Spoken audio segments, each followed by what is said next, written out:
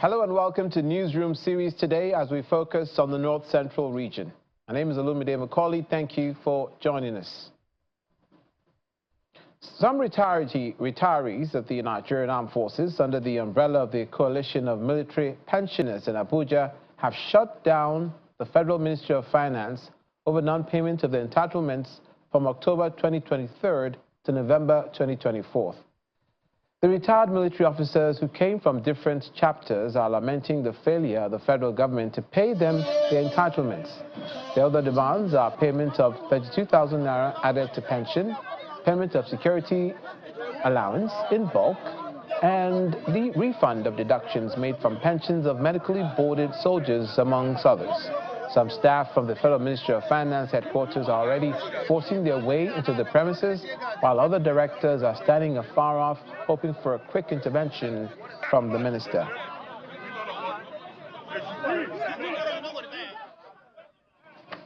The Nasarawa State government has concluded plans for the safe return of displaced Basa people to their abode in Toto local government area of the state. This was disclosed at a meeting convened by Governor Abdullahi Sule with heads of security agencies in Nasarawa State, stakeholders from the local government area.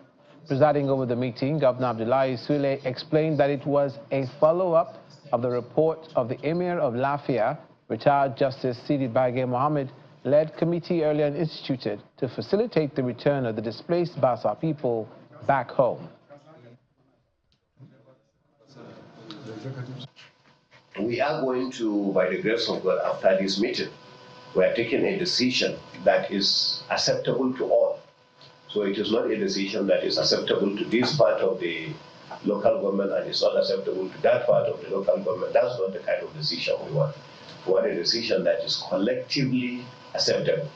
You know, every part of the state accepts it. That's why we said people from Gadabuki should come, people from Umash should come, those from Toto will come, and then when we take the decision, it's for everybody.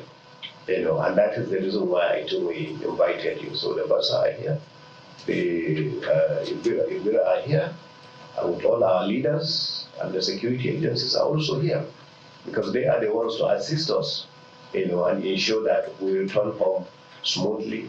But more important than returning home, we live with one another peacefully. I think that is the aspect that we are looking forward to. Strengthening ethical policing and mental resilience of law enforcement officers in post-conflict communities of northeast Nigeria has been identified as stabilization enablers in the region. This is the core of a training to enhance the capacity of law enforcement officers as contributing to the stabilization efforts in northeast linked to improving security and safety of communities affected by conflict. No fewer than 180 security personnel operating in the northeast, drawn from the Nigerian Army, Nigeria Police Force, Nigeria Customs Service, Nigeria Security and Civil Defense Corps, as well as Nigeria Immigration Service, with a strong emphasis on gender diversity, were engaged in Regional Stabilization Facility Capacity Building Program, organized by the United Nations Development Program in Jos Plateau State. The primary objective of the training is to improve the awareness, practical application and resilience of law enforcement officers in the areas of community engagement, ethical law enforcement and mental health. Discussing the role of law enforcement in building trust and engaging with conflict and post-conflict communities, Professor Mohamedou Saleh highlighted key issues that are important in such circumstances. What is most imperative is for us to imbibe the lessons we'll be learning here, and then when we go back to our respective communities, we know how to engage better, so that there will be sustainable peace, so that the common man will now say, the police is my friend. Designed to strengthen the practical and emotional skills of law enforcement officers working in post-conflict communities, The training also focuses on mental health and psychosocial support, which is to help officers recognize and manage trauma within themselves. We continue to demand accountability for law enforcement officers. We continue to demand ethical practices for law enforcement officers. We have now recognized from previous trainings that we have done that it is important to equip them with tools that helps to strengthen their own mental health. They are exposed to traumatic events at the community level, and it is only when they are empowered themselves to have mental resilience that they can, in turn, provide accountable and ethical law enforcement to communities that they serve within these areas that have suffered tremendous impact of the conflict. Core modules of the training include community engagement, ethical law enforcement, human rights, gender sensitivity and accountability practices, as well as mental health and psychosocial support, focusing on stress management, trauma response, and building emotional resilience. Stakeholders at the town hall meeting convened by the Federal Ministry of Communications, Innovation and Digital Economy have recommended a hybrid and gradual digital economy migration to enable those in the informal sector catch up due to lack of digital infrastructure for training to close the literacy gap. Professor Lami Namonu, one of the advocates for digital economy transformation, made the call in Makurdi, the Benue State capital, when officials of the ministry convened a meeting in Benue with government officials, industry and education experts to elicit an input into the proposed National Digital Economy Bill. The Benue State government, while embracing the initiative, says it has already set up a digital infrastructure company, but calls for investment in more that will equip those in the informal sector to enable them migrate to digital platforms by closing the literacy gap. Officials of the Federal Ministry of Communications, Innovation and Digital Economy convened this town hall meeting for Benue State government officials. I wouldn't go through all the issues we have. Industry experts and education stakeholders to elicit their input on the proposed National Digital Economy Bill. School owners and information technology experts joined the meeting to shed light on the implications of the proposed bill. If we can just go back, replace those piles of books, records, with systems, computer systems that are connected to the internet, we'll see that work will be easier, governance easier, and everyone will be happy. Consumer protection, emphasizing consumer rights in digital commerce, mandatory transparency, cyber security, and data privacy protection. Like, it's still going, but we can get better. Participants break into focus groups to generate better input to the bill, which seeks to reform the pitfalls of online transactions. Based on the robust discussions that have been ongoing, and more so that His Excellency Reverend Father Dr. Hyacinth Yomelia is at the forefront of ensuring that the Benue State latch onto the gains associated with being digitalized. You know, it has enormous potentials for the state. Although the state has established a digital infrastructure company, the state says it welcomes the legislation to regulate digital infrastructure to enhance cybersecurity in the digital ecosystem. The bill is quite right on time. If you look at the issue of the challenge in digital economy and the age we are in, we are operating in a system that there's no law, there's no direction in all electronic transactions, both in government and in private sector. The bill is coming on time for us to be on same stage with the global community. There should be a law to regulate electronic transactions and sanction defaulters and set a minimum benchmark of entry into the system. An industry expert welcomes the bill but calls for a gradual and hybrid implementation to avoid cutting off the illiterate informal sector. A lot of issues came up, and primary among them is the fact that we are transiting, okay? The bill is there. We were making inputs into this bill. And some of the inputs we made are that this transition, okay, from where we are, the brick and mortar angle, should be kind of gradual so that we go hybrid, and then, of course, we now go full-blown E and digital. And the primary thing that must happen is that there has to be massive, enlightenment, massive training in areas like this. There has to be a mindset re-engineering. The federal government has been on a nationwide public engagement with Nigerians on the draft National Digital Economy Bill that will enhance business development, growth, and promotion when passed, with considered opinions of those knowledgeable in the industry. To Kwara State now, as part of efforts to discourage deforestation and affect climate change, the Kwara State government, in partnership with Rural Development Initiative, ADI, has commenced planting of 160,000 trees across the 16 local government areas of the state. The government also launched briquette, made from 100% organic raw material, to serve as alternative initiative to traditional charcoal.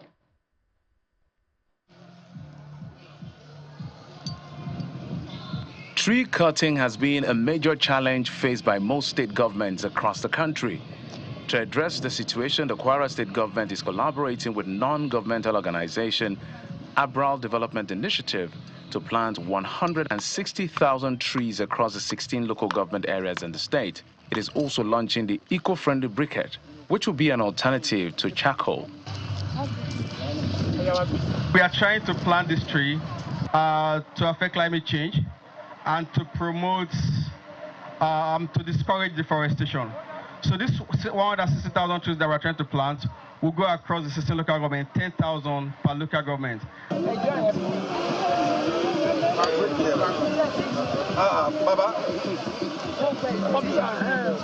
Speaking at the flag off of the Universal Climate Initiative, UCI, Governor Abdulrahman Abdulrazak, who was represented, describes the tree planting program as timely and the briquettes as an innovative project.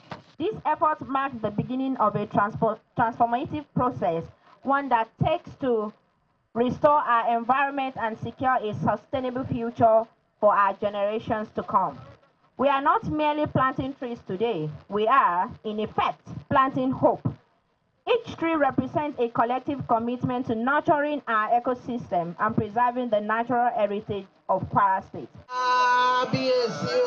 Commenting on the program, the traditional ruler of the community assures that they will continue to support the government's programs. We are in support, we love it, we like it, we are going to support, and instead of cutting the tree, we are going to plant more trees. From today on, as governor instructs, we are going to start planting trees instead of cutting the tree. Tagged Eduramoni, the briquette is made from materials including agricultural waste products like orange peels, banana peels, corn husks, rice husks, and other biodegradable waste, and is expected to create a circular economy model where local farmers and producers can benefit by supplying the raw materials for the production of Eduramoni. Welcome back. You're watching the Newsroom series. Our focus is in the north-central region of the country. The National Hydroelectric Power Producing Development Commission has expressed its determination to eradicate poverty in communities covered by the commission through viable empowerment programs. Managing Director of NHyperDec, Mr. Abubakar Yewa, stated this in Lokoja, the Kogi state capital, during the distribution of startup kits worth millions of naira to 705 youth trained in various vocational skills. According to him, the intervention is part of the Commission's commitment to youth to improve their livelihood in the power-producing areas of Nigeria. For several months, over 700 youths from the 21 local government areas of Kogi State received training in 10 vocational areas offered by the National Hydroelectric Power Producing Development Commission and NHyperDec. Done with the training, the beneficiaries converge on the Muhammadu Buhari Square in Lokoja, the state capital, to receive starter pack kits, which will transform their acquired skills into sustainable businesses. Shall we all rise up to welcome His Excellency? The arrival of the Deputy Governor of the state heralds the commencement of the event. When we decided to take off, we didn't have any blueprint to follow. We were just thrown into the field, as it were. And the MD brought us an idea that we should do remuneration enumeration of all the affected areas. By the time we did it, it was becoming clear to us what the people wanted and not what we want to impose on the people. And this is the secret of the success of Hyperdeck, that what we have been doing has met the expectation of the people. The managing director of Hyperdeck highlights the essence of the distribution of the starter packs, just as the Secretary to the Government of the Federation, Mr. George Akume, represented by a director, applauds the empowerment program, which is aimed at reducing youth restedness. In addition to the starter packs, we have registered the business names of each of these 702 graduates. That is to say, Your Excellency, each of them is now a business owner with a registered company of his own.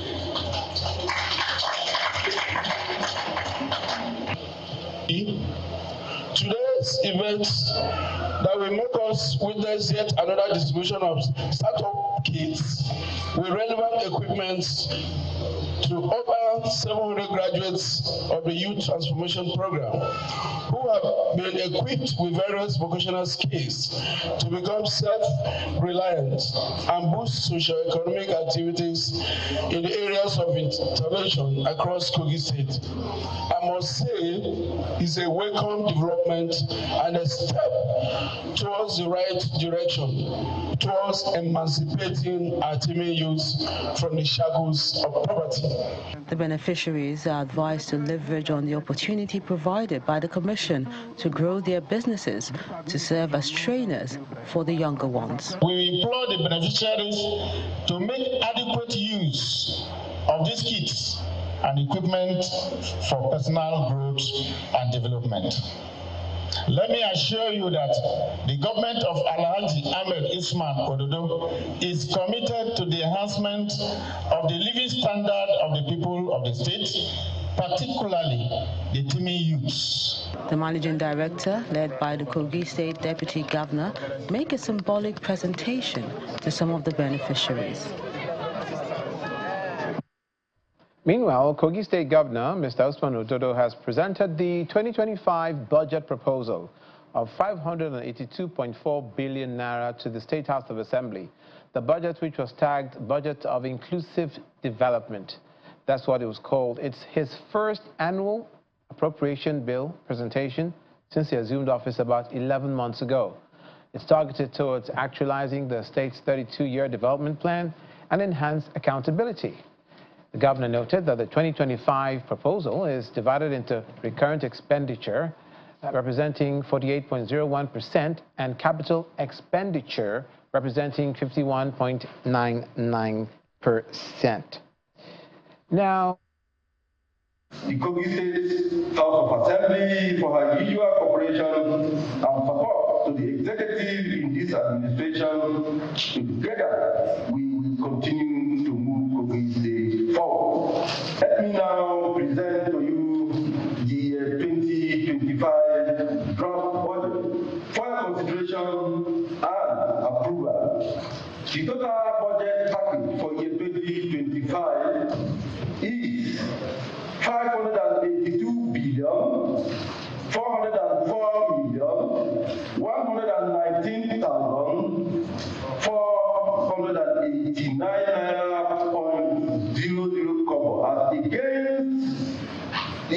against 406 billion, 321 million, 130,013 naira approved in the revised budget for year 2024, which is an increase of 176 billion and 82 million, 989,476 naira.00 kobo, or 43.34% when compared with the 2024 approved revised budget.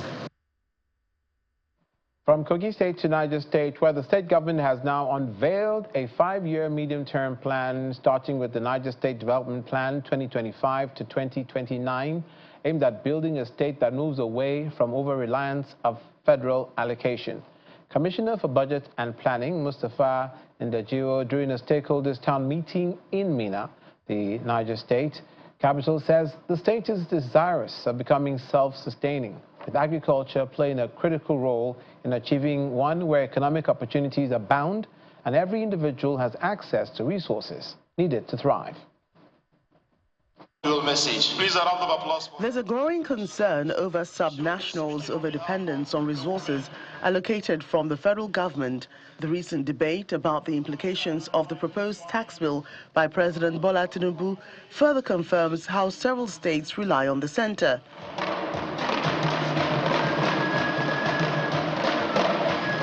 Gathered in this hall are critical stakeholders in Niger State who are here to share their contributions for the Niger State Development Plan NSDP 2025 to 2029, which is intended to gradually reduce the state government's dependence on federal allocation.